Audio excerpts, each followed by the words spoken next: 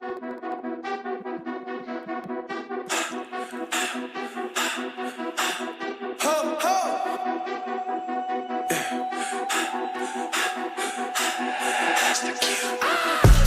I come from a city, you hear signs when we sleep. Heaven sent, hands down, vibes so unique. They ain't play their part, so my part is play for keeps. Wide-eyed kid, but I never saw that.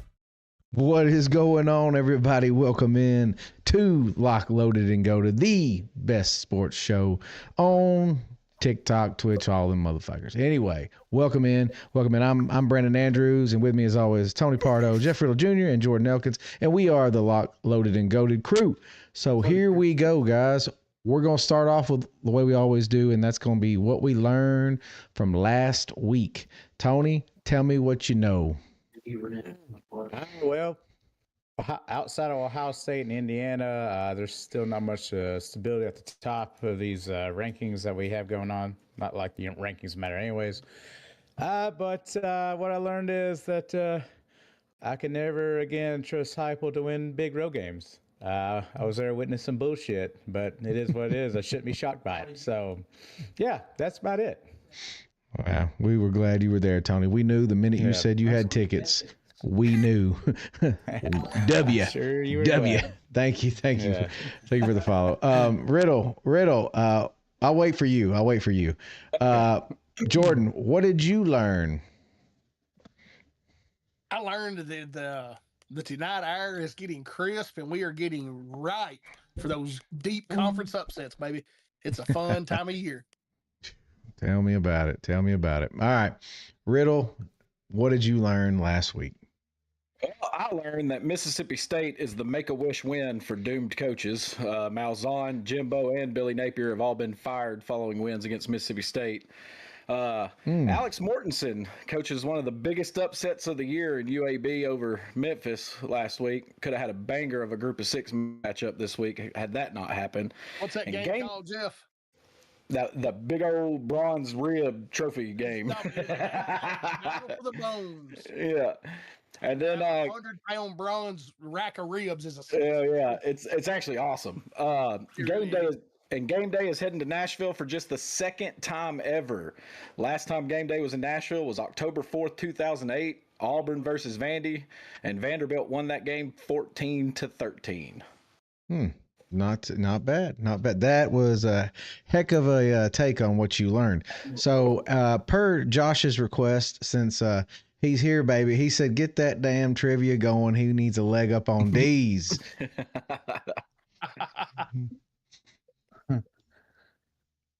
I did send D's an invite, so if he pops in, it's not, I mean, it's kind of my fault, I guess. It's all right, bro.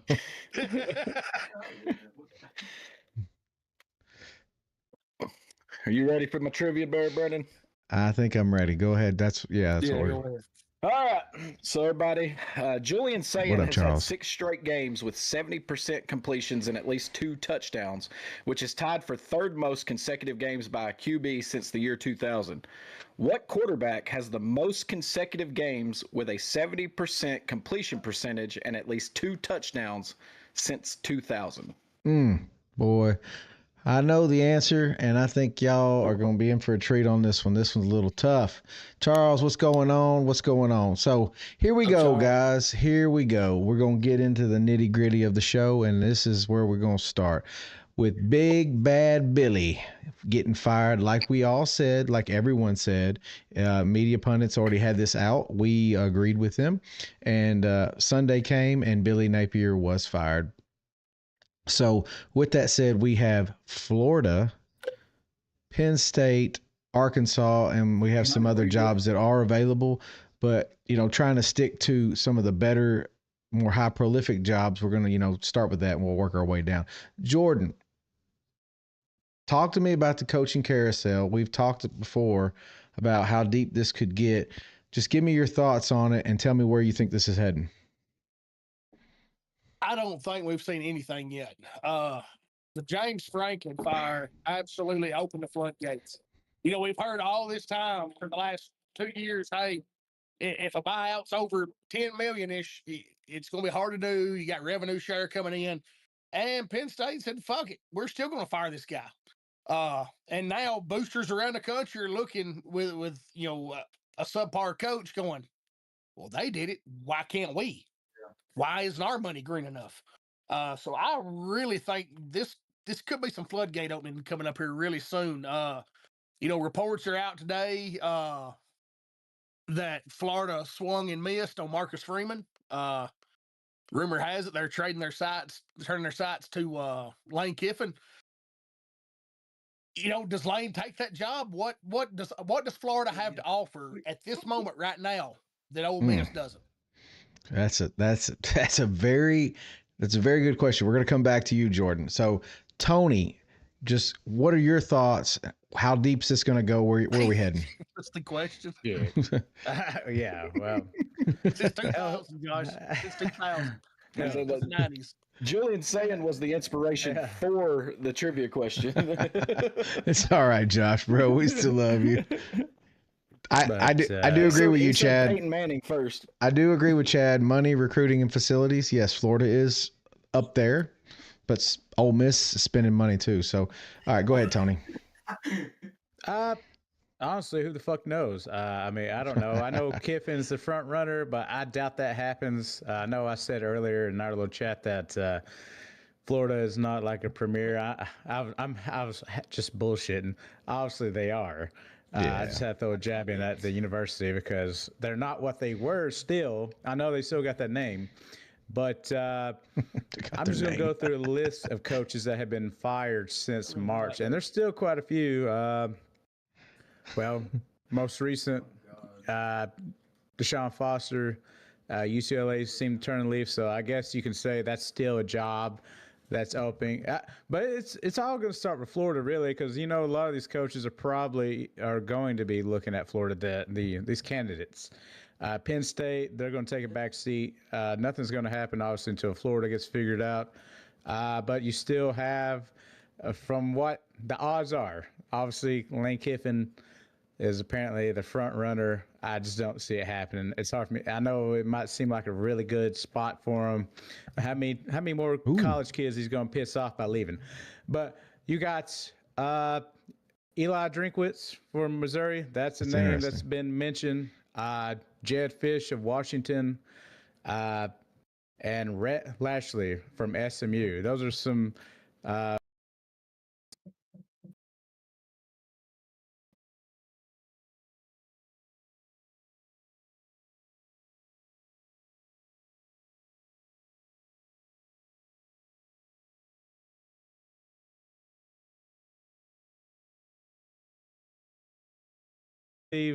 Then the fans, I guess, like we say, should just be thankful what he built there.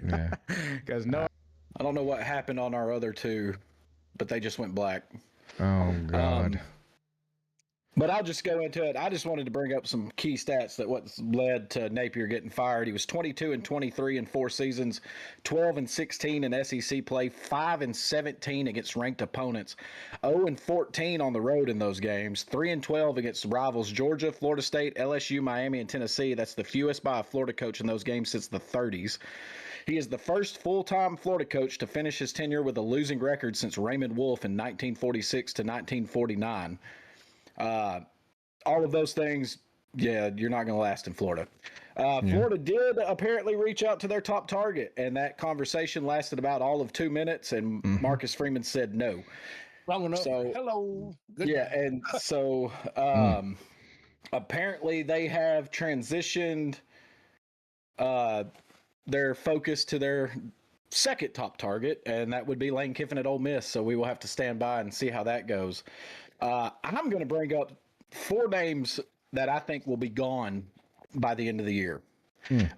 First one's Brian Kelly at LSU. 19-9 in the SEC, 5-10 versus ranked opponents, 1-3 all-time versus Alabama. The offense is ranked 12th in the SEC this season. He's just not a fit down there. We've talked about that multiple times. He just does. He's not an SEC-style coach. He's not going to make it. Hugh Freeze, 14-18 at Auburn, 5-14 SEC record, 1-12 versus ranked opponents. Started SEC play 0-4 3 years in a row now, and is 9-9 at home. don't see him lasting the year. Mike Norvell, they did come out and say that they were going to keep him for the rest of the year, but I took that as a prophetic message that at the end of the year, he's going to be gone. He's 36-31 at Florida State, 20-24 in the ACC, only 2 seasons with a winning record. Haven't won an ACC game since September 21st of 2024, and they're 1-11 in the last 2 years in ACC play. It's not going to get the job done at Florida State. And then the last one is Luke Fickell, 15-18 at Wisconsin, 7-6 in 2023, 5-7 in 2024, which was Wisconsin's first losing season since 2001. He's 8-13 in the Big Ten and they're 2-9 over their last 11 games. They ended last year on a 5-game skid, won 2 games to start this year, and are on a 4-game skid. So I think those 4 guys are definitely gone at the end of the year. And then keep your eye on Dabo. I don't think Dabo's going anywhere. That's one of those things where he made the expectations so high at Clemson because of how good he was for so long. Yeah. That now that he's losing 4 games a year and still winning 9 or 10 isn't good enough for them. And I'm telling you, grass ain't always greener on the other side. Yes. And then Mark Stoops. Right now. Every one of us have been there.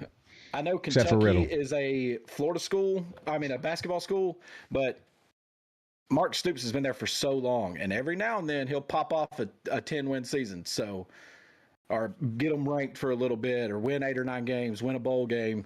And again, I just don't know if you fire Stoops, who you're going to get to go to Lexington. So, but that's 6 names. I just gave you 4 of those. My first 4, I don't expect them to be where they're at the end of the year.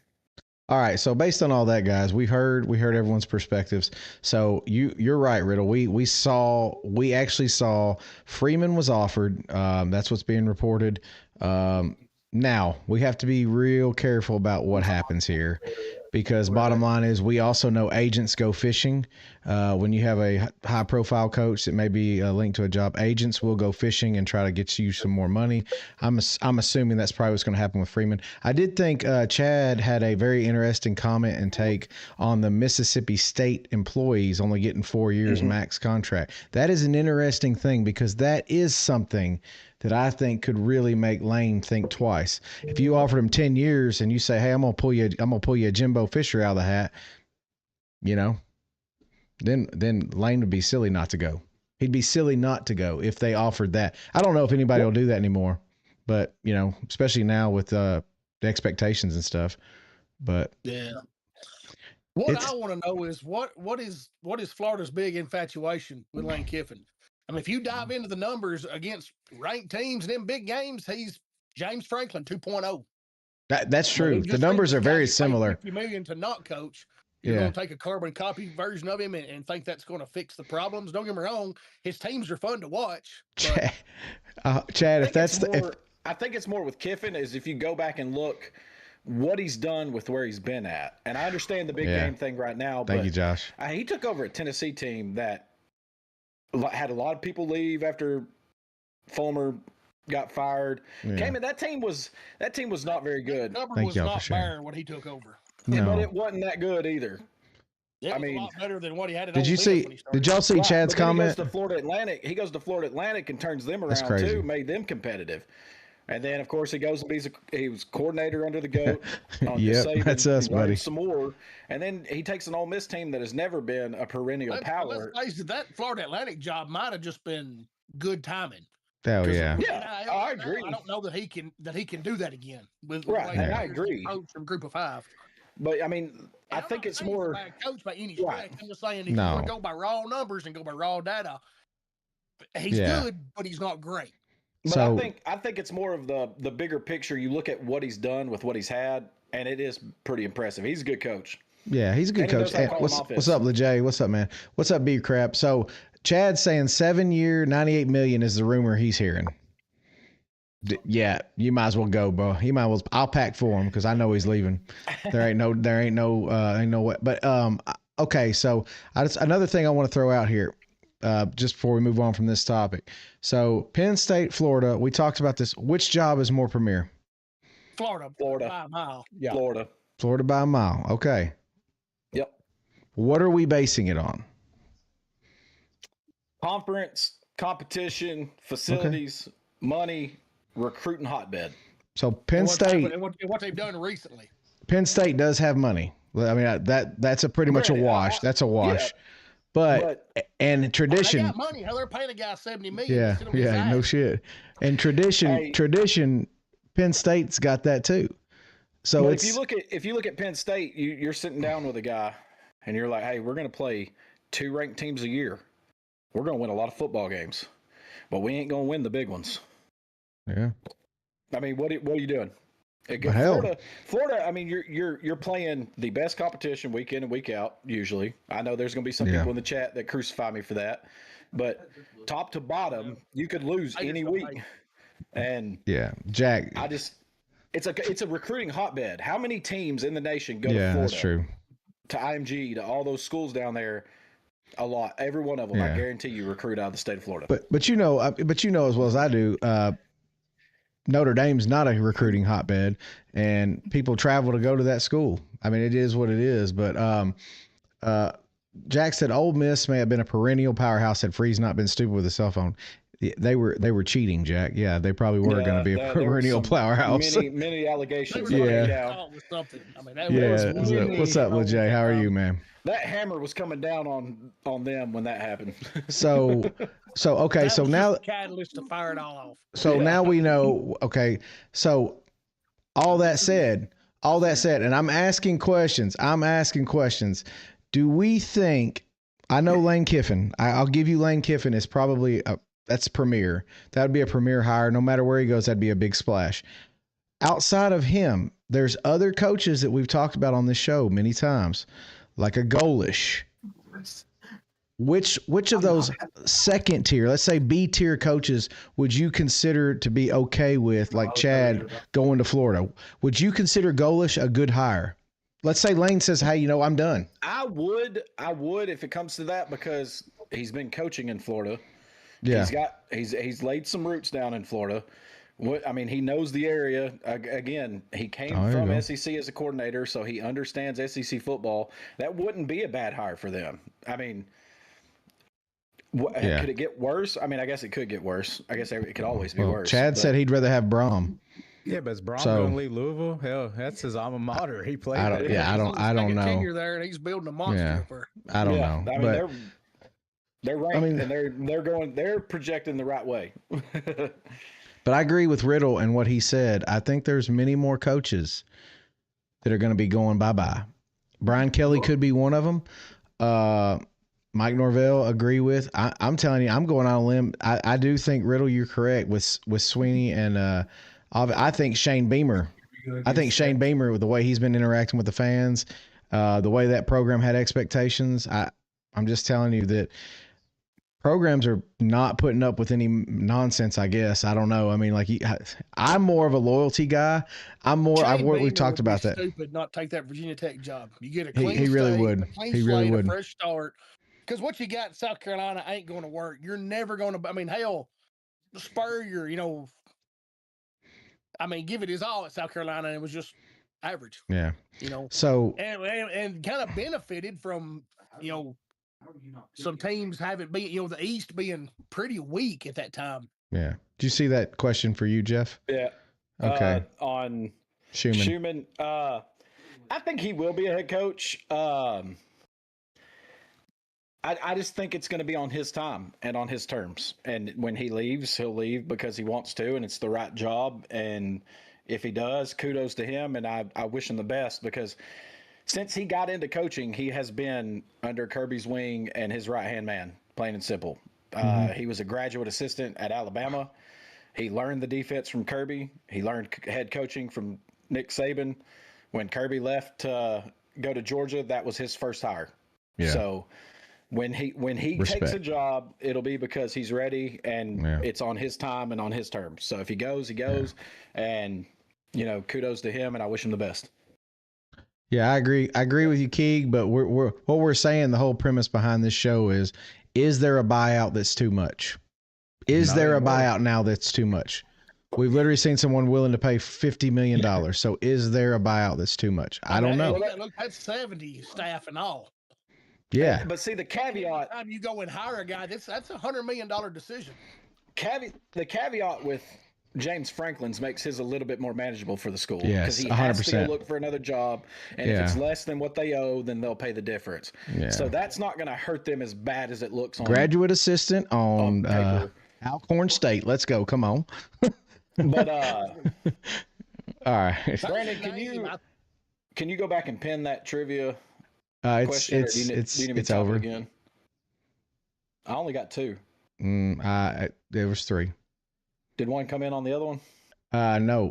No, it came in. Big Hunt. It was Josh, then D's. So Big Hunt, Josh, and then D's. Yeah, Big Hunt came in and threw in 1. Yes, that's who it was. So Yeah, he was first, and then Yeah. Josh, and then Big. yeah, I'm sorry, Riddle. I didn't want to interrupt Yeah, when there we it were is. going. I but missed Big Hunt. That's no big deal. Because, D's was throwing out about 72 quarterbacks a second. So Yeah, he was going to get there in the end. Keeg, I agree, but like, Go circle back around. but a school like LSU, dude, money is nothing to them, dude. I'm just telling you. I know. Now, eventually, here's the problem. And Jordan, you've alluded to this on this show before. You have to make sure that when you fire your coach, the next one better be a fucking home run. Because if it ain't a home run, you can't do this more than once. You can't buy out 2 coaches. You can't That won't happen. wash, rinse, and repeat. No. So there's Otherwise, where the you people find get in yourself trouble. Like, you find yourself like the Cleveland Yeah. Browns are right now with that you're paying 8 quarterbacks. Yeah. I mean, And that's what's going to happen, guys. So what's going to happen is Penn State and Florida have already hit their reset button. gosh, Penn State, I believe, caused Florida to jump. I mean, prematurely. I mean, I think they were going to fire Billy anyway, but Billy would have been owed less if he finished out the season. But anyway, long story short, you only get 1 reset in this day and age. So if Bama, for some reason, was crazy and fired DeBoer, they get 1 chance to get the right guy. And if they don't, they can't pay 2 coaches buyout. So I'm just going to tell you. Anyway, moving on, guys. We're going to move on because we have something else to talk about, and that's the Power 4 conference standings. Power 4. So preseason predictions versus where we are, and right now it don't look good. But we're gonna go and so what I'm gonna do with this is we're gonna start with the ACC. And Riddle, I would like for you to give us our predictions because I know you have it there in your notes. And then after you give the predictions, I will tell I'll go over the top 5 teams and we'll give our opinions. Well, our ACC picks were bad. Wrong. I mean, we all picked the same one.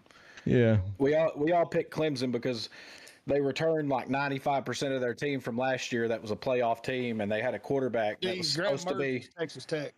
Yeah. and supposed to be a team that was bringing back a quarterback that was going to compete for the Heisman and lead their team to the promised land. And even Joe Klatt and others had them as their national champion.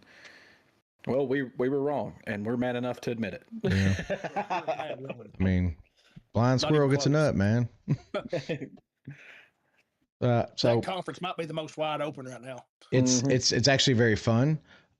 So right now, leading the way at 4-0 is Georgia Tech. So Georgia Tech, Riddle's been on Georgia Tech for most of the season. I believe he picked him as his dark horse candidate because of Haynes I King. was on them in the preseason. And they look good right now. Number 2 is Virginia Cavaliers.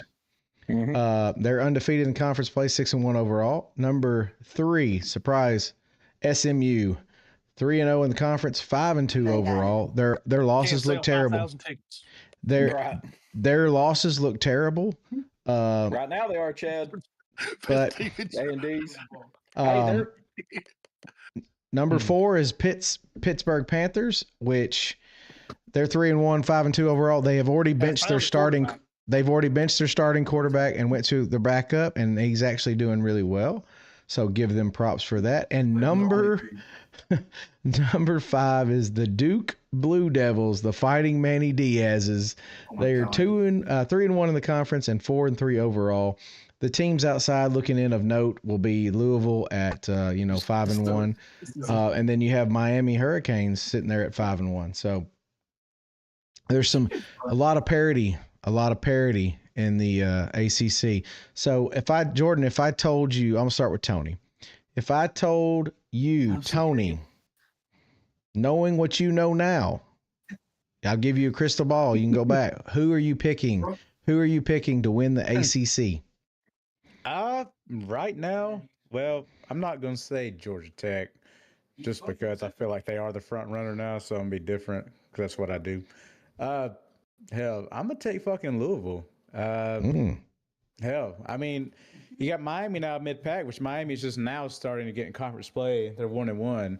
Miami very well still could make a run and win the conference, but I don't know now.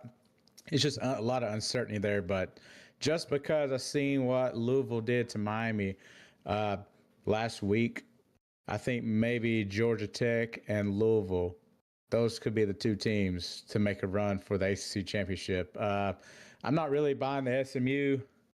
And I can't do Duke, and I damn sure can't do Pittsburgh. Virginia's. I think they might be the dark horse out of the three I'm going to give you. So Georgia Tech, Louisville, and Virginia.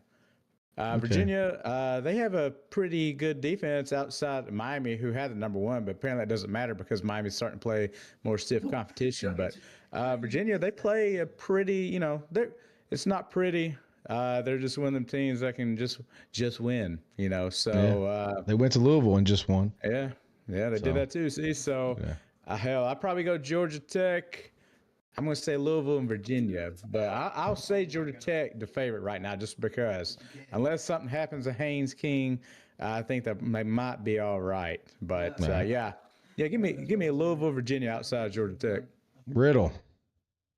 Yeah, I've actually not gave up on Miami. Here's the problem, and this is the bad thing for Georgia Tech. I am very high on Georgia Tech, but their last game of the year before the ACC championship game is going to be the Georgia Bulldogs in Mercedes-Benz Stadium. And that's going to be a physical football game. And that's kind of unfortunate for them to have to play that game and then turn around and play whoever in the ACC championship game if they make it to that point. So I'm going to go with Miami and then Louisville. I like Louisville too. I mean, they've got the tiebreaker over Miami right now, so they've got the step ahead on them with that win last week. But both of those teams, I'm not giving up on Miami yet. They had a slip up. There's only 6 or 7 teams in the nation that are still undefeated. So one slip up. I mean, hell, look at Alabama. They got rolled in their first game of the year, and they're one of the hottest teams in the nation. So I'm not selling on Miami just yet, but give me Louisville or Miami. Jordan. Oh me. He picked me. I'm joining back. I'm joining. Hold on. Sorry, my laptop's acting up. I think I'm gonna roll with Pittsburgh. Does Notre Dame count as conference loss in ACC? No, they're independent. Weird scheduling quirk that they get the bowl, but I couldn't remember if that counted as a loss or not. Okay, so this is pretty well. I mean, they've got NC State and Stanford up next. Should be 2 more conference wins. Should be 5-1 in conference going to that Notre Dame game. They do go to Georgia Tech. Of course, that is the week before Georgia. So that'll be a tough spot for Georgia Tech. And then they have Miami at home in Pittsburgh to finish out the year. I mean, Miami, I think Miami's an easy one to pick. I like to go out of the box, but I'm going to go with Pittsburgh. I think they at least have a spot in the game. And then we'll see if they can pull off a big upset to win it. Yeah, so I'm going to actually go with Miami. I agree with Riddle. I'm not going to count them out yet. Their schedule looks, it's not crazy. It's not like all of our schedules where I feel like we just got team after team after team, and we got several key ranked. Miami doesn't have anyone ranked yet. Now, you could make the argument that Pitt should be ranked, or but right now I'm going to go. Schedule was definitely front loaded. Yeah, I'm going Miami, and then I'm gonna go on a limb, and I'm gonna say the Georgia Tech. I'm gonna get on the Georgia Tech, the Rambling Wreck, and I'm gonna just get on that train because they're the easy pick right now. So, with that said, we are moving on to the Big 12. So, Riddle, give us our picks, and then let's go over where we are. I don't know why I keep closing my folder on that. I don't know. Yeah, Big 12. Let's see, where's it at? I know me and you and Tony all went Arizona State. I have to see what. I took Kansas. Yeah, you did take Kansas. So, yeah, we You done. me, you, and Tony took Arizona State, and Jordan took Kansas. Okay. So here's where we're at. BYU undefeated, 4-0 in conference, 7-0 overall. Cincinnati 4-0 in conference, 6-1 overall. Arizona State 3-1 in conference, 5-2 overall. Texas Tech 3-1 in conference, 6-1 overall. And Houston 3-1, 6-1. Tony, I will start Riddle this time. Riddle, knowing what you know, who you going with? Tell you what, BYU, they're underdogs again, which we'll go into this more later, and they could be underdogs in each of their next 3 games as well. They go to Ohio State, home against Houston, and let's see. No, I got that on the other page. Never mind. But BYU and Iowa State this weekend, Houston, Arizona State this weekend. That's big for the Big 12, these standings. I like Cincinnati and where they're sitting. I like the way they've been playing football. They've got a really good shot to win that conference and go to the playoffs. BYU still has Texas Tech and Cincinnati both on the road in November. And then TCU sandwiched in between. And if TCU Yes. keeps winning, they'll probably be favored in that game as well. Time it gets there. Yeah. So yeah, could be underdogs in 5 straight games as an undefeated, which is crazy. Incredible, But BYU's bound to slip up. They don't win pretty, but I tell you what, defense travels and they get the job done, and they win when it matters. So, but Cincinnati's going to be my pick for the Big 12. Okay. Jordan, who you got? Yeah, I'm with Jeff. I like the way Cincinnati's playing football right now. I just, to me, again, that Big 12 just kind of feels wide open. Yeah. Especially with Texas Tech, with their quarterback issues. So I'm gonna roll with the Bearcats. Okay. Tony. Oh, I'm not changing up. Arizona State still has a shot, so I'm going to Ah, sleep on that's Arizona true. State. So I'm not changing it here. So- As long as they keep a healthy Sam Levitt on the field, I think they'll be in ball game. So And don't forget about Houston down there at 3-1, 6-1. I mean, I'm forgetting about it. So- forget about what he said. my pick was Arizona State, and my dark horse was Texas Tech. And I honestly believe those 2 teams could play again in not the even championship. close, Chad. I believe those 2 teams. Yeah, we're not good, bro. We need a lot Not more, even buddy. close. How many did we say we needed? 100. You're gonna have to get all your friends and family, Chad. You're just gonna have to go to Gainesville, get all the jort wearing motherfuckers to start disliking and subscribing. Anyway, if you can fire old Sunbelt Billy and pay that contract, you can follow, get 100 people to follow us. 100 on the red and 100 on the purple is what he said, or was it or? I said or, you said it should be both. I'm going to go with both. Okay. Chad, I hope you do, bro. I hope you do. Dude, we'll do it live. I don't care. Come on, bro. So I'm gonna go with Arizona State and Texas. I'm gonna go Arizona State, but I think Texas Tech and them could play again in the championship. BYU does have need to be wrote off just because they lost last week. No. I mean, it was, BYU's a good team. So all right. Moving on, we're at the Big Ten. We are at the Big Ten. So, 2-horse race. Yeah, 2-horse race right now. Well, we say that, but no, there's yeah. 1, 2, 3, 4, There's a few, 5, but 7, I 8, can't. there's 9 teams with 1 loss or less. Okay, And if they got a 1 in that loss column, they're out. that's probably true. Jordan, I keep watching. you're up, brother. You're up. Tell me who. I'm not changing anything. Yeah, I wouldn't either. I mean, the way that defense is. All right. Well, Tony. If Indiana beats them, they'll have it to do because. Yeah. I mean, Ohio State has the Jimmies and the Joes. And they got X's and O's. So I don't know how. Right now, I don't know of anybody that's going to go against Ohio State and be favored. I'm talking to anybody. Don't matter. home, away, I mean, it don't matter. State has allowed 41 points all year. Why? Yeah. Don't get me wrong, Indiana has only allowed 81 points all year, but they're still double of what Ohio State has given up. Yeah. And 16 of those came in their last game, and I'll talk about that more later. Yep. Yeah. All right. Tony, what are you doing? You took. I'm not changing. Oh, okay. Well, Yeah, 2 I'm games ago, Jeff. You picked. Yeah, you, yeah. Changing this. Well, Because it's just Illinois. going Yeah. down. Yeah, Wisconsin last, though. Yeah, 2 weeks ago. Obviously, the only other one in this sorry ass conference. Oregon, obviously, people going to nut ride them, so they still have a shot. But everybody else, Southern Cal, nope, they're frauds. This is the fraud alert, pretty much, from everybody on down in Oregon. but It's just a Tony, bunch of fraud you didn't alerts pick on here. Ohio State. So who are you Who'd I picking? pick? You I thought I picked did Penn pick Ohio State. State. No. Oh. You and Brandon all took Penn State. And we were Yeah, wrong. I'm assuming you're changing, right? Oh, I thought I said Ohio. Again, another team Jesus, that came I was in stupid. returning everybody with a quarterback that was supposed to lead them to the Yeah, promised Drew land. Allard. And this is going to be James Franklin's big hoorah.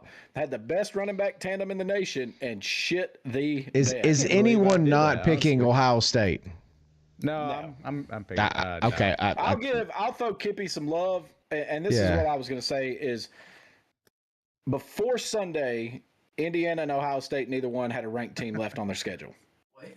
After Sunday, Michigan somehow has crept back into the top 25, so technically Ohio State has one more ranked team on their schedule. But Ohio State, Indiana, Oregon, A&M, Georgia Tech, Alabama, they're all going to be favored in their remaining games, more than likely. So, especially for Ohio State and Indiana, they're both undefeated in conference. They don't play each other in the regular season. In the Big Ten, now watch out for UCLA. They're 3-1 in the conference. That's Tony's They control team, their own baby. differences. I'm just That's kidding. Tony's team. But they are 5th in the Big Ten right now. But no, Indiana, Ohio State, they're going to win out. That's going to be number 1 versus number 2 in the Big Ten, and I'm here for it. Oh, I just want everyone to know you better be watching them Northwestern Wildcats. You better be watching them Northwestern Wildcats. Hey, What a turnaround! What a turnaround! I like them better than Michigan and fucking Minnesota. Yeah. These Roe just has battered Michigan, beating my ass syndrome. I think they rectify the losing streak this year. All right. So we're down to the big one, the big boys, the conference we all participate in. And so at the start of the year, I kind of made a little comment that there could be a big log jam at the top of the SEC where I could see a plausible scenario where multiple up to 6 teams finishing 6-2. And don't look now, but it's all matriculating like we all thought it might. I'm not saying it will. I'm not saying it won't. I'm saying that it could. And I could see this being the future every year, just like all the other conferences. The playing field is level. So with that said, Tony, we start with you. Who you picked at the beginning of the season? Are you changing it? Riddle, tell me who he picked. Yeah. All right, so I picked Georgia. Tony picked Texas. Brandon picked Georgia. Jordan picked Texas. Well, goddamn, it's good to be. Texas has a shot. They got a shot. I mean, they ain't wrong. They still have plenty of life. But the way They do. Yeah. What we're finding out is if everybody in the chat remembers, we fade Tony Pardo, and at the beginning of the year, he picked Clemson, Penn State, and Texas, and they've all just fell the fuck apart. Hey, that was a massive And I faded him. I faded him one time, and I was right. That was That a don't massive teach me. plan Yeah. because I hate all them fucking teams, and I just. So maybe IU that's all why- the maybe way. that's Who's why I picked scared? them. I fucking hate Kevin them because Mendoza. Penn State- Let's I get him. literally said Clemson, Penn State was ass before the season started, and they didn't deserve those rankings that they had. Texas UT Junior, so probably why. So yeah, I love to see failure. They don't have a shot, so no, I'm not sticking with them. Even though they're 2-1, they don't have a shot in hell. And I think I did say Alabama. I remember saying Bama would be As a my dark horse, yeah. Yeah. So, shit, I'm gonna ride my dark horse and fuck it. All right, Give me so Alabama. here's what I want everybody to know. Here at Lock, Loaded, and Goated, we are not too proud to pimp out Tony Pardo. We will send him to your opposing team's venue, and he will lose the game for you. All we got to do is send us a check. Lock, Loaded, and Goated. We will take cash. We'll take Venmo. We'll take all that shit. We will send Tony over there. It ain't no problem. He said Tony is the Undertaker. Yeah. If you need a team, go down to send me. Tony's the Undertaker. WrestleMania, baby. Yeah. He's undefeated. yeah. Or in this case, defeated. If you need an L, Tony's your man. All right, Riddle. You're still in the hunt. But Alabama owns the tiebreaker over Georgia, so even if Alabama slips up, they're still number 2. They actually own the tiebreaker also over Vanderbilt. Georgia has the tiebreaker over Mississippi. That's your top 5: A&M, Alabama, Georgia, Mississippi State, Vanderbilt. It is a logjam. A&M might slip up. That Texas game is going to be tough for them, just as Oklahoma, it was tough for them. Like, it's a rivalry game. Anything can happen in those games. I don't see Alabama losing 2 games here on out. I think they're going to be there. A&M, all they got to do is win, and they're there. Like I said, the tiebreakers for Alabama, they would have to literally lose 2, and somebody under them would have to win out for them not to make it at this point. But I'm still going to ride Georgia because we have a chance, and that was my preseason pick. If A&M slips up twice, we'll have a Georgia-Alabama rematch. Vanderbilt, watch out for them. They could win out and have a big win over Tennessee. Hold on. Absolutely not. Do they have to slip up twice, Riddle? What's the tiebreaker? Alabama owns the tiebreaker. No, Texas A&M. Oh, A&M would have to lose twice, I think. I don't know what the overall once we Does it go ranking? We'll have to go back and look. I can look from last year's what the tiebreaker system is, but at the moment I don't have it. But I couldn't remember if it went by playoff ranking or not. Hold on, let me get last year's. Because if that was the case, then anyway, it doesn't matter. Texas A&M still has number 20 LSU, which fraud. Missouri's playing good football right now. They play South Carolina and they play at Texas, so it's possible. I will say this: Texas A&M's defense is not what people think it is. You want to talk about the biggest fraud out there? They gave up 42 points to Arkansas, and bottom line is 40 points to Notre Dame, 22 points to Utah State, 24 points to University Texas San Antonio. They are vulnerable. It's just a matter of how you play them. But they are playing good football, and I like Mike Elko. I'm not going to talk too much shit about him because I think he's good. So here's your tiebreaker real quick, Brandon, before we move on. It's head-to-head, record versus common conference opponents, record versus highest-ranked common opponent, cumulative conference winning percentage of opponents, capped relative scoring margin, and then finally a random draw if it gets to that. So that's the stupidest shit I've ever heard in my life. Okay, well, that's SEC for you. No big deal there. John Veal says Vandy could win out. They could. They absolutely could. They could come take a shit on Tony's doorstep. It could happen. It could happen. Jordan. It won't happen. SEC, who you got? Hey, I mean, I think it's going to be the same old song and dance. It'll be Alabama and Georgia. I really want to like this A&M team, but the back of this schedule does them no favors. They go to Missouri, to LSU, and to Texas. All 3 on the road. They just went to Arkansas last week, so they play 2 home games out of the last 6. That's a tough road to hold for anybody. Kind of the same thing down here with Ole Miss. They've still got Oklahoma on the schedule. That'll be an interesting matchup. Brent Venables, Lane Kiffin. You know, there could be some outside noise, some rat poison, as we say. There's rat poison. The Ole Miss locker room. But I mean, Ole Miss has it pretty well made. I mean, they got at Oklahoma this weekend. If they can survive that, they've got Carolina, the Citadel, Florida, and piss on the hippie state. You know, I don't see them having a whole lot of trouble.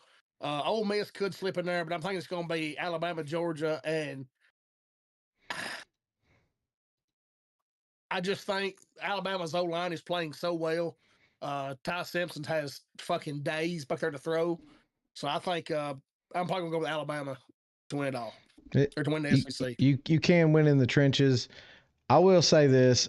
Being the Bama fan on the panel, like just looking at what we got left, you've got LSU and you have Oklahoma and you have Auburn on the Plains where shit happens. It's crazy. Not under Hugh Fury's.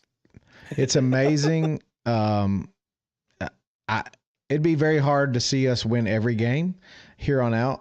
My big thing for Alabama, and I think the goal of this team, unlike Tony, we're not looking for style points. We are looking just to make the playoffs. Let's make the playoffs. But chip in the chair. I'm gonna stick with Georgia right now. It's hard to beat Kirby twice in 1 year. Ask Nick Saban, and it will be a challenge. But I do think we could go to the playoffs. We beat y'all once in like 11 tries, and we just so happened to get a second chance that year. It's a second chance. That's where it was hard. But anyway, the other thing I was going to say was, like Alabama. Like, I was going to comment just looking at the standings. We talked about two defenses, at the beginning of the season. Brent Venables has allowed the least amount of points in the SEC. He's 66 points allowed for 6-1 Oklahoma. 66 points. Texas has allowed 79 at number 2. I mean, to me, that's crazy. Georgia, which not the normal Georgia defense, is at 137, and Bama's at 124.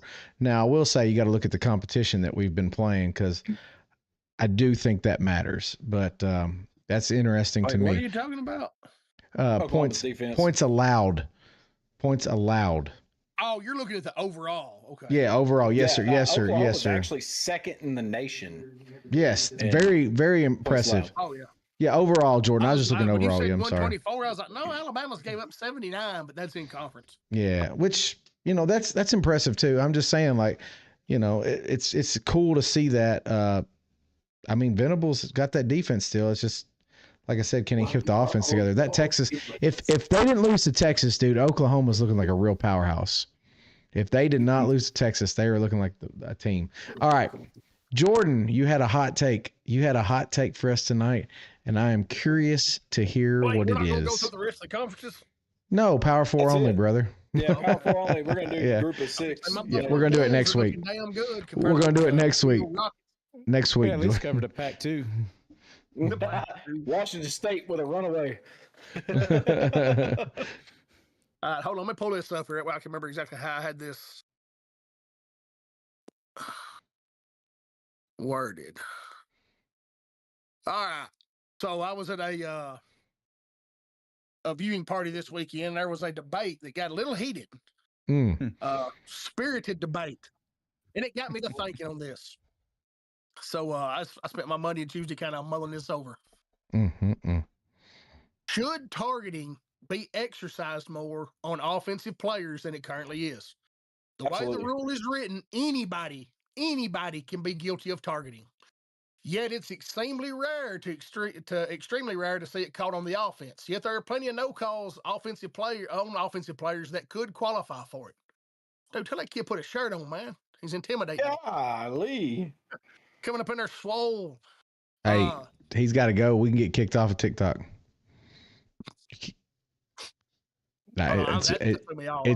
It's a rule. I don't know. It's a rule. You can't have minors in your videos on live. Yeah, can't have minors.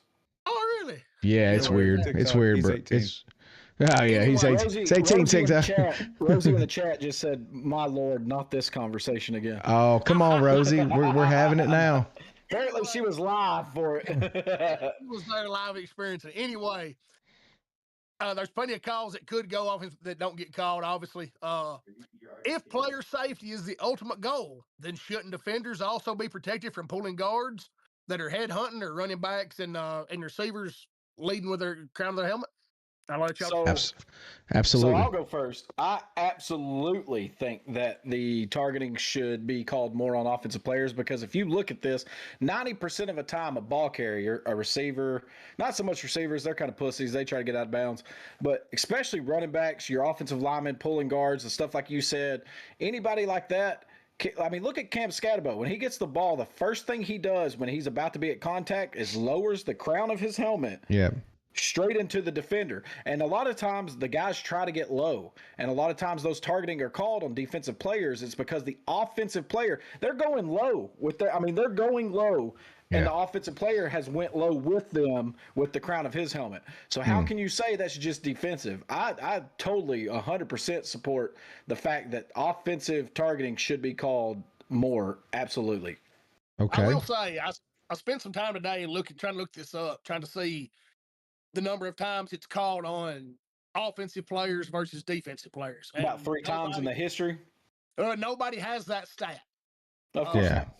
But currently, because it's considered targeting. It's called or it's not. But so far this season, targeting is only called on average and this is out of all the games, not just per team. This is all college games played so far. It's been roughly 834 thus far. It's on average 1 time per every 7 games that there's a targeting call.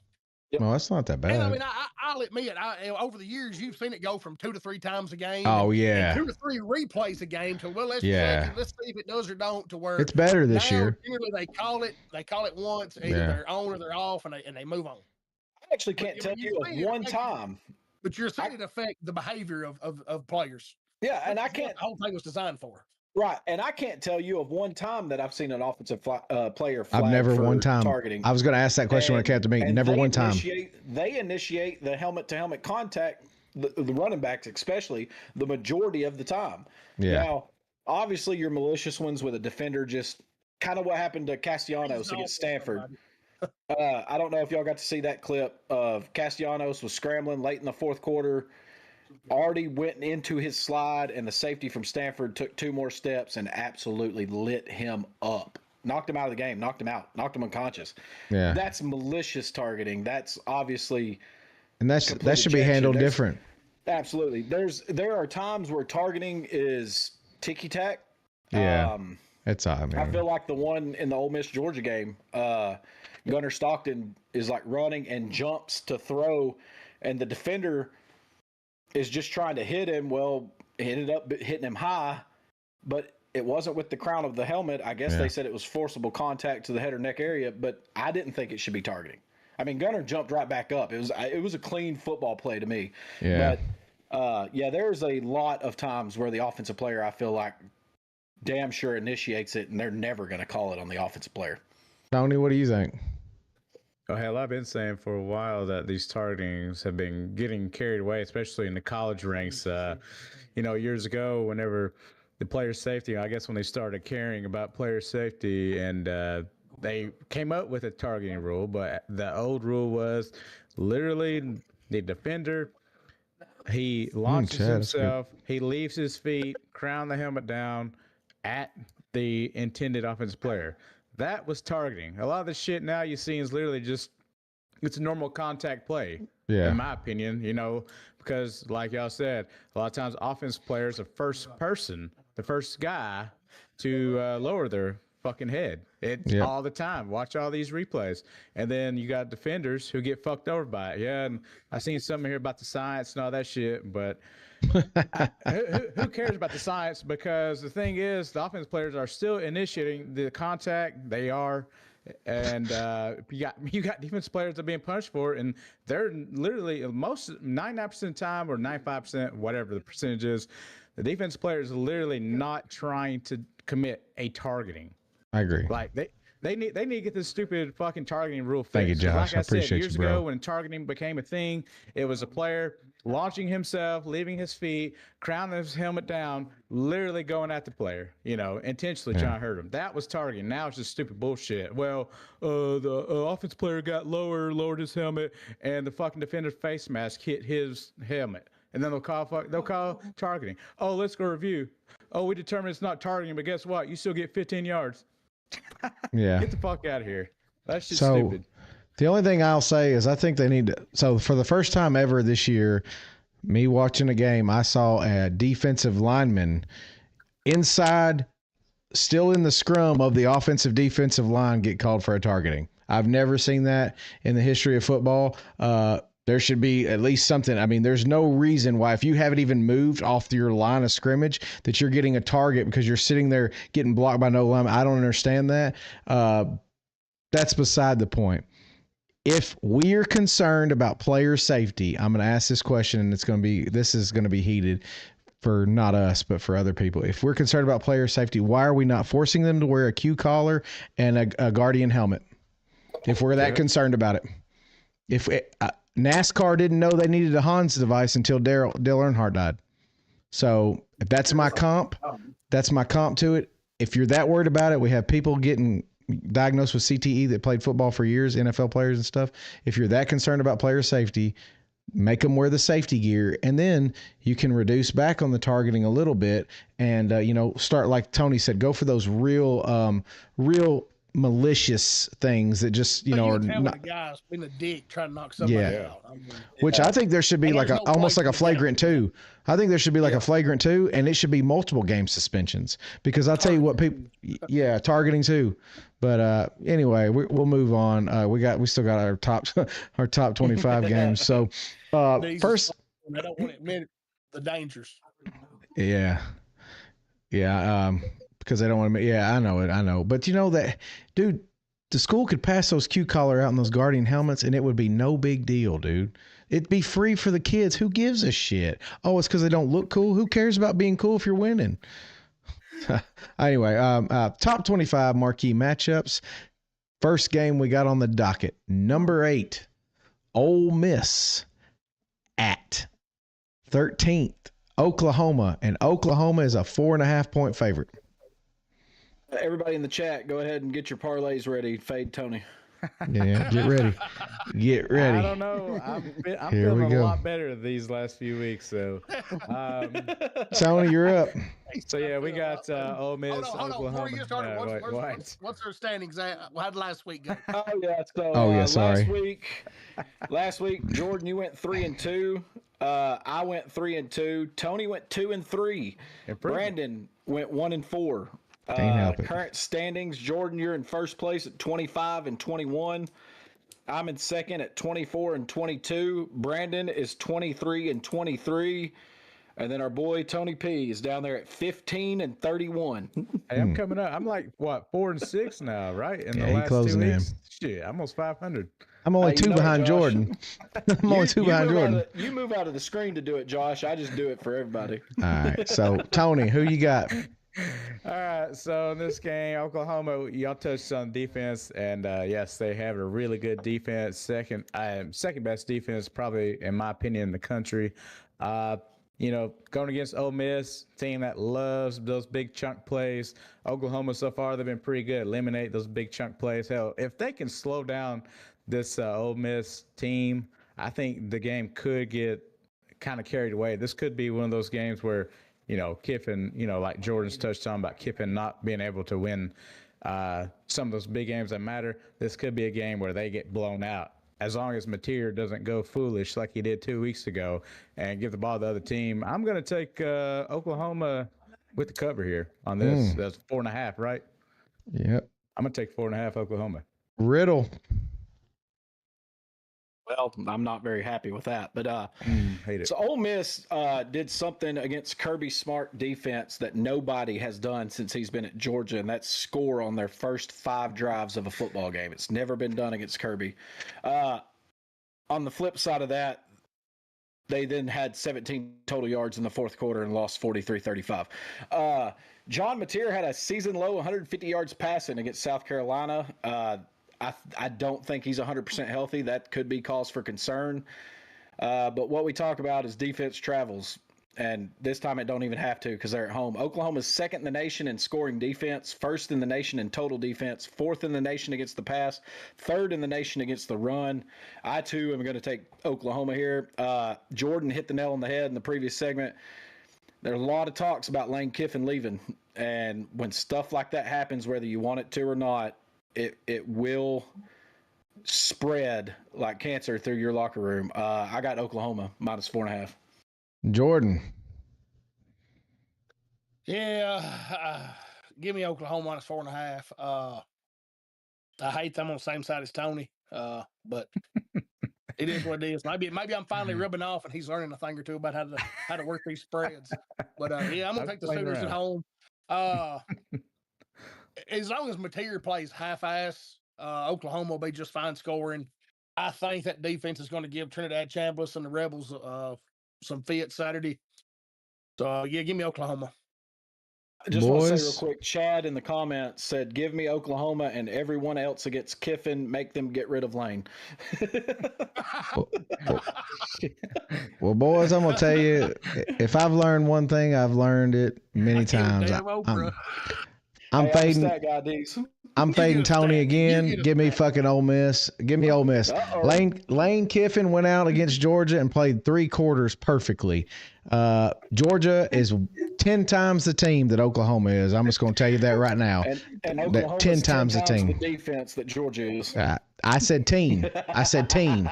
I'm going to tell you right now, I'd take Georgia right now, and so would the country against Oklahoma. They'd take them right now. But I'm going Ole Miss. I'm going to fade Tony and go Ole Miss. Got to get smart at some point. Last week. Maybe you need to stick with me. Fuck, motherfucker. Stick with me. You went 2 and 3. God damn. That's one more. One more. One more. All right. Next game is 15 Missouri at number 10 Vanderbilt. Vandy 2.5 point favorites. Riddle, we start with you. Yeah, sweet baby boy Diego, 2007 total yards and 19 touchdowns. This is another golden opportunity on national television with game day there for him to add some credentials to that Heisman resume. This is a big spot for him, and if he shows out, he's going to be there in the talks at the end, especially if they keep winning. I mean, he is the MVP of Vanderbilt. He is what makes them go. Tony hates to hear that, but it's the facts. Missouri will try to lean heavy on the run, but here's the thing. Vanderbilt's 5th in the SEC against the run, only allowing 92 yards per game. I think if Missouri wants to win this game, it's going to be Pabula that has to have a big game. Ahmad Hardy is 1st in the SEC with 169 yards and 6 yards per carry. 2nd in the nation in rushing touchdowns. It's going to be a task for Vanderbilt this weekend, but they have already sold out for Saturday. Nashville is going to be 30,000 fans. Give me Vanderbilt minus 2.5 and to keep the Cinderella story alive. Damn. All right, Jordan, it's on you. Yeah, I'm a believer in Clark Lee and Diego Pavia. I'm rolling with Vandy minus 2.5. I just I don't like this Missouri team. They're not a bad team. I don't have a lot of faith in them, especially on the road. Give me Vandy at home. All right, Tony. Yeah, does anyone want to buy me a ticket to the Vandy game? You know, so I can end this bullshit. Yeah, somebody want to buy him one. It's gonna happen eventually. You know, y'all don't have, no one has to buy me a ticket, but yeah. And I did take Vandy last week. Also, I was right. And I hate to say this, but I think Vandy's going to win this game. I feel like, you know, I always shit on Missouri every chance I get to. Now it's like 2 teams that just, I don't know. These 2 teams, they just fucking piss me off. I don't know what it is about both of them. They just do. Vandy's no longer the dogs anymore. You know, the market's caught on to them. They can't be the underdogs anymore. And like you guys said, Diego Pavia. Tony, I'm proud of you. Diego Pavia is motherfucker say it. Diego Pavia is playing okay, he can no longer be treated like the underdog anymore. That throw it out the window. He's no longer the underdog. So, but yeah, just give me Vandy in the points. Yeah. All right, number 2. I'm taking Mizzou, and I'm fading Tony again. Fuck Vandy. I watched both these teams play. Bama played them both back-to-back weeks. I know which team's better, and it ain't Vandy. But I will say Diego is a better quarterback than I think Prebula for the offense that he's in. I do think that. I think Ahmad Hardy, though, I think his mom still looks better than his girlfriend. Well, that's easy. But I think Hardy could have a big day. I really do. I think he could. So we'll see what happens. I got Missouri. So moving on. This is Tony's ex team. So Tony has moved on. He's moved on to bigger and better things. And his old team, Illinois, number 23 in the nation, at Washington. And Washington is a 4.5 point favorite. Tony, nope. Not you, Tony. Even though it is Illinois, I should let you go first. Jordan, you go first. Shit, hold on. I'm say Washington, Illinois. Mm-hmm. Yep. Is Washington ranked? No. Well, they should be. They Give me should the be. Huskies at home. They Yeah, lost that's to a good Michigan pick, last Jordan. week. Good fucking pick. Give me the Huskies at home. All right. Tony. Yeah. First off, Illinois fucking sucks. I've been saying since last year. I'm tired of talking about You fucking them. motherfucker. Yeah. 1 week they're top 25, 1 week they're out. Next week They're 25, orange, they're out, Tony. then they're fucking back. They're fucking trash, and it's not the real. They're orange. It's not the real orange. So if you don't care, you can't see. You're anyways. colorblind. Don't you do it. He's going with you. Don't you do it. Hey, He's going with you. Anyways, yeah, give me Washington. Oh. Give me Washington. No points, baby. All right. Riddle. Yeah, love them or hate them. Illinois is 5-2, and their only 2 losses are to the undisputed top 2 teams in the nation right now. They're the only team to score double digits on Ohio State. Luke Altmaier doesn't turn the ball over. He's completing 72.4% of his passes, 1,821 yards, 13 TDs. The problem is he's been sacked 23 times. That's Hang in there, Josh. We 125th got in the you, bro. nation in sacks allowed. Washington was ranked in my rankings last week, but then went to the big house and laid an absolute egg and lost 24-7 after a 5-1 start. Sophomore Damon Williams, he's having a great year. 1,837 yards passing, 10 touchdowns, 363 rushing, and 4 more touchdowns. Here's the thing, is Washington and Illinois are ranked 14th and 15th in the Big Ten against the pass and 7th and 11th against the run. So expect a high-scoring game. I'm taking Illinois plus 4.5 in this one. Just pick. So here's the deal. I came into this thinking I was going to pick Washington. I looked at Jordan. I thought, man, that guy knows what he's fucking talking. He knows ball. Then Tony fucking picked Washington. And then Riddle just convinced me, and I'm going fucking Illinois. I'm getting on the fucking bus. I'm getting on the bus. I'm going to fade Tony all the way down. Hey, this is for science, motherfuckers. This is for science right here. I promise you, when I end up 5-0 this week, you're going to be like, goddamn, this motherfucker knows You were ball. talking shit about Illinois, too, saying how you couldn't trust them after they got mollywopped by Hey, Indiana. you by can't trust them. You can't trust them. They suck. But I know what I can trust, crazy now. fading Tony. I can trust fading Tony. You about to go 1-4. Jordan, if we've learned nothing else, what do we know? What do the facts say? Fade Tony. Hey, your mama lies, Tony lies, but goddamn the numbers don't lie. All right. Anyway, I got a college football encyclopedia right here that I have Yeah, read shit, many dude. times. I am in a there? stat guy. I got to all be right, hold on. We're gonna be done. We working through it. Number 3, Texas A&M. At number 20, LSU. Texas A&M 2.5-point favorite. This is an interesting one. Tony, go ahead. Yeah, so A&M struggled last week against Arkansas on the road, which is only actually their second road game of the season. I just feel like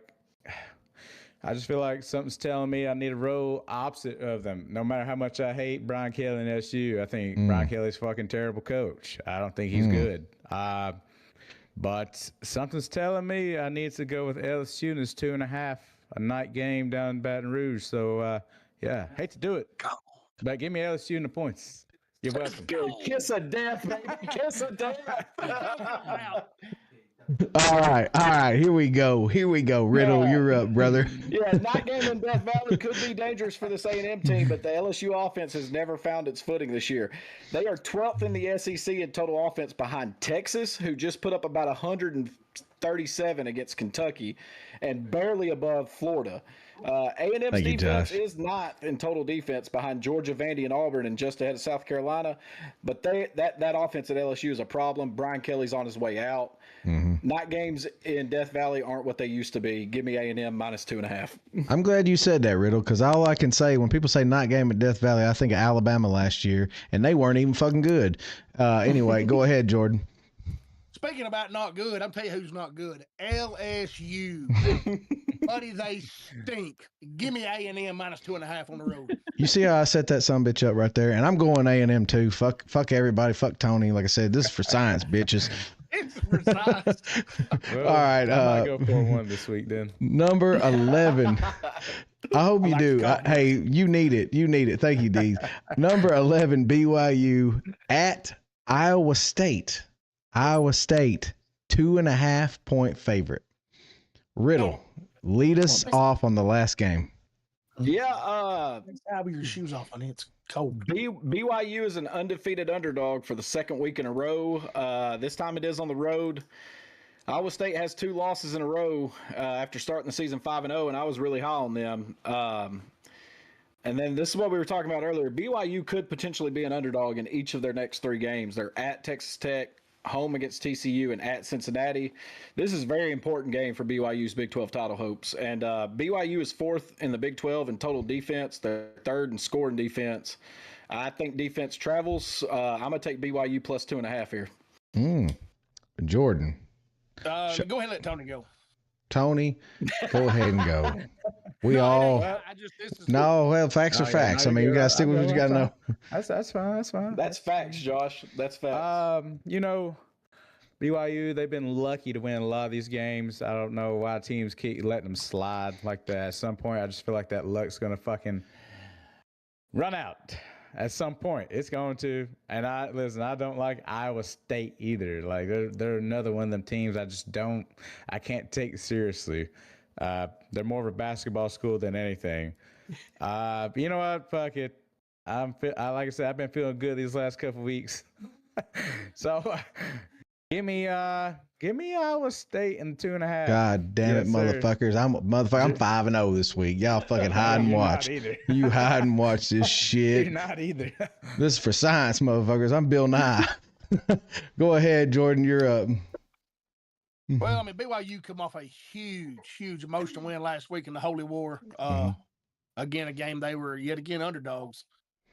Iowa State, we were talking about them, what was that, about 3 weeks ago? They were number 14. Everybody's already penciled them into the playoffs. That being said, I teased, if y'all saw my promo I cut, I teased my game of the year, and this is it. Iowa State coming off back-to-back losses and a bye week. It's been a rough 3 weeks in Ames.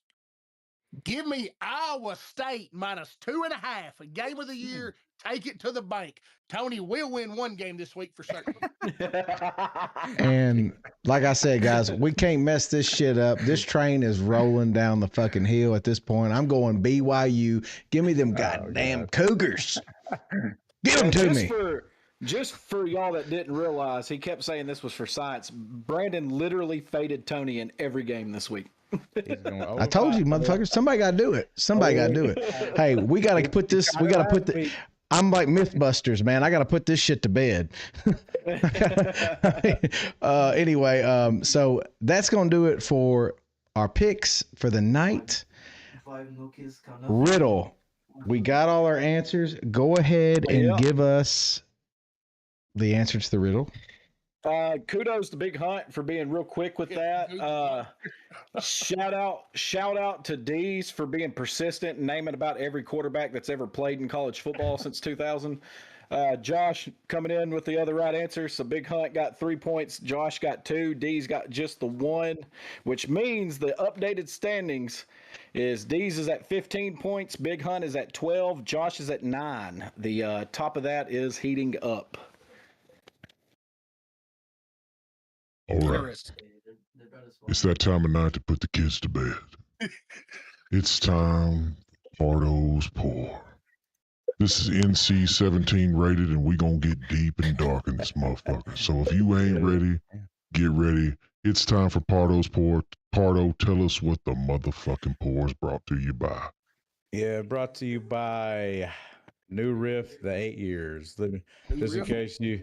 Yeah, New Riff 8 years. This is a solid little bottle. New Riff's got some good stuff. So if you haven't had New Riff or even tried it, go get you some. Anyways, a lot of you guys, I know you missed me Saturday. Cheers, Tony. Cheers, Tony. Yeah. Cheers. Cheers to that. What are we drinking? New Riff 8 years, baby. Riddle, what do you got? New Riff. I got the Jack Daniel's barrel proof rye, single barrel proof rye. I've got old faithful ancient age over here, and it's fucking delicious still. Hey, Jordan, you got the H2O tonight? yeah, I'm on H2O. It's all right. All right. All right, Tony, go ahead. So I just seen a question. Get to you later. But yeah, obviously wasn't able to be here. I could have, but wasn't in the mood really. So no, I was not going to be on and driving back pissed off and shit. I had to concentrate before I wrecked or something. Seeing that game, it was just another one of those fucking Vols games. You know, your gut tells you one thing, but then you still want to expect something different. And I was fooled again. Never fucking again will I ever believe that this team is ever going to fucking win shit on the road in big games that matter. And again, don't take it what I'm saying like, oh, I want someone fired. If there's anybody needs to be fired, Josh has already said it in chat a few times. That's the guy that needs to be fired, if anybody. But I think Heupel's flaw, and I've mentioned it. It's been mentioned, and I think a lot of people are starting to catch on finally. The managing situational moments in these fucking games. Even it was 16. I'm pretty sure it was 16-7. That pick six happened. Leading up to that, just terrible management of time. You're wasting all this fucking time. Like you're driving down the field, just go fucking punch it in because points fucking matter. You know they fucking matter in these games. Like quit lollygagging and trying to literally take every fucking last second off, of the clock going into half. Play call was fucking shit. Should have never done play action with no timeout. Sorry. You should have never done play action. Defense is going to be jumping all over pass. We're not going to run it from the 1.5. That's fucking ridiculous. Alabama was not going to bite on it. Offensive line, interior got fucking beat up. They had a couple timely fucking sacks that fucked us on drives. Couldn't, get first downs. And, man, it's just... And I'll give the Vols defense some credit in the first half, especially first three quarters, really. Hell, they did a really good job at bottling up Jam Miller. Jam Miller didn't do really jack shit. I mean, they did a pretty good job at bottling him up. I was actually surprised Tennessee's defense was able to do that. But still at times, once again, a fucking Tim Banks ran defense. And I looked over at Sawyer before the game, and I said, Ryan Wynn's going to cook her ass tonight. And Tim Banks, he helped it. He helped. Because we're playing motherfucking kids 7-10 yards off fucking coverage. It's been an ongoing fucking thing. The Vols will not fucking win shit, and I'm going to keep saying it. They're not going to win fucking shit that matters until they get rid of that fucking trash can up there calling these fucking plays. Literally prevent. It's the same shit over and over. Don't want to hear defense is good. They're literally one of the worst fucking defenses in the SEC just in talks of points allowed. Okay? And I don't even have to look at stats. I know they're one of the fucking worst third down defenses in the fucking league, and they've been like that since Heupel's been there because guess what? Tim Banks' his buddy, I guess. He wants to fucking keep him. Reminds me of another Tennessee Titans coach who didn't want to get rid of some of his buddies. And Willie Martinez is a fucking joke of a DB. Apparently, he doesn't know how to coach up these fucking young DBs unless they're already All-Americans. DBs just mugging Alabama receivers down the field during the fucking game and crucial moments. Just turn your motherfucking head, you stupid sons of bitches. If I was their coach, that's what I'd tell him. But Willie Martinez, he doesn't know what the fuck he's doing. Tim Banks don't know what the fuck he's doing. It's crazy the years in the past that we had good defense, and I love watching those old Vols defenses to what it is now. I love the offensive side, what we're doing, that whatever at times, even though, like I said, Heupel's managing situation during games is stupid as fuck, honestly. I feel like he turns into a pussy when it comes to play calling a lot. He doesn't want to get the ball back, doesn't want to score too fast, and then you seen what happened right before the half. And as soon as that pick six happened, I literally said, I said, I think we're cooked. I said, I think we're cooked. That's what I told him. I said, I think that might be it. I mean, I've seen this shit before. I don't know what's the game. Yeah, it was. 14 point swing. I just wish, and in that moment, I was thinking, so we got up. We fucking got up. You should have known. We should have spread their ass cheeks out. Like, that's the offense designed to fucking do. Spread them out, you dumb fuck. Like, what are we doing? Why are we going? Hell, it looked like a strong out for him. I was on the opposite side of the end zone, but it looked like almost a stacked house, not complete. But And then, of course, the throw was a little. It was underthrown. So are we gonna fire the guy that called that play? Take him a jacket. No, really. No, I didn't say that. I just want to know. Saying, But that was a silly ass play call, and you know it was. You should have came out in a passing formation. Yes, that's what I'm saying. Yeah. The play action was fucking stupid with no timeout. Should have been an empty backfield. I was like, yeah, exactly. Like it's either you had 9 I think seconds, Joey picks no it timeout. up. If it's empty backfield, I think Joey picks it up. It's shit like that fucking constantly. When I watch Tennessee Vols football, we go full. I don't know if I can say the word on here, but we go fucking full retard. Like legit, we go radio. We're on banned. these motherfuckers every time. Oh well, fuck 'em. We're banned. We go radio on these guys every time it's a big game or something. We shit the bed, piss our pants, all because it's like Now we we're know. playing not to fuck up. This is why we get banned on TikTok. Y'all can find us on YouTube. YouTube, they freedom of speech, freedom of speech. Hey, free speech. Hey, if we have to, we'll go to Rumble. We'll go somewhere. Atmosphere, Josh. Atmosphere was okay. They put on a pretty good show. I like the little light shows and shit they do. Josh, that was Tony's son saying we're cooked. Hey, Tony took his son to the game. That's why Tony went to the game. Tony's son wanted to go. It was for his son's birthday, and it just cracked me up because I'm assuming this was somewhere in the second half. Could have been after the interception, but Big his Hunt. son posted Just the stop, picture bro. from inside the stadium, and it said, "We cooked." I just Big Hunt says, wouldn't that be full Voltard? No, it's not Baltar. Well, actually, yeah. You know what? Because That moment it was classic Vols coaching every time. I don't get it. I don't know how many of y'all watch any of Brooks Austin's content. Jeff Shutt, he's a huge Georgia fan, but that dude breaks down film as good as anybody that I've seen. But he had a great point. It was today or yesterday one. And this wasn't just, it's not just Heupel. I mean, it's Sarkisian. There's a few different coaches. It's not just Heupel. But no coach has ever won a national championship while also calling plays. There's a reason that's you interesting. Don't pay coordinators $11 million. You know, that was a big reason. That was, and we didn't even talk about it when we were talking about Billy Napier, but he refused to give up play calling. And the athletic director and everybody else, they did not like that.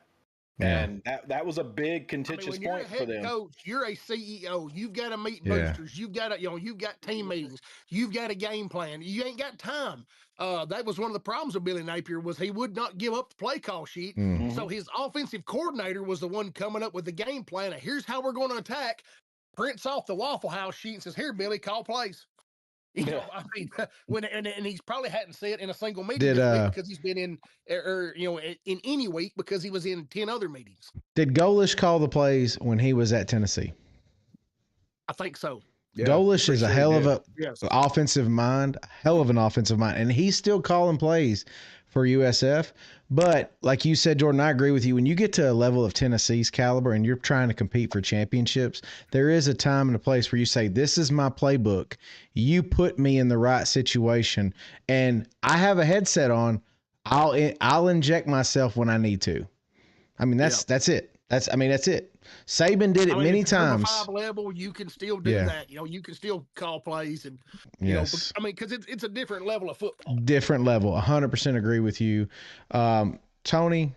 That was absolutely epic. We appreciate it.